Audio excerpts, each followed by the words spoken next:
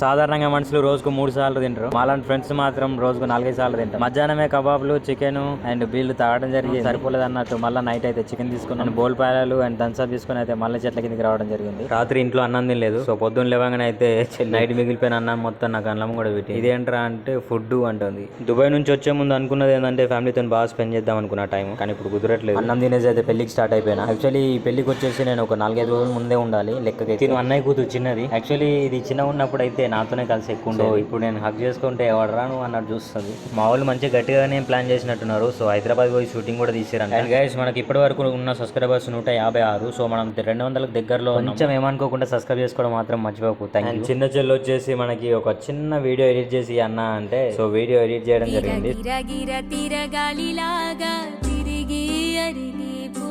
ఈ సాంగ్ ని ఇంతకన్నా ఎక్కువ ప్లే చేయలేను, ఎందుకంటే యూట్యూబ్ గైడ్ లైన్స్ అయితే ఒప్పుకోదు. చుట్టాలంటే కొంతమందికి ఇష్టం, కొంతమందికి కష్టం. నాకు మాత్రం చాలా కష్టం. ఎందుకు అంటే నేను పడే కష్టం వాళ్ళకి అనవసరం. వాళ్ళతో వీళ్ళతో కంపేర్ చేయడం, నా నుంచి ఎక్స్పెక్ట్ చేయడం, ఇవన్నీ నాకు నచ్చదు. అండ్ నేను వీళ్ళ గురించి అయితే మాట్లాడలేదు, ఎవరి గురించి మాట్లాడుతున్నాం వాళ్ళకి సబ్స్క్రైబ్ చేసుకోవడం మాత్రం మర్చిపోకు.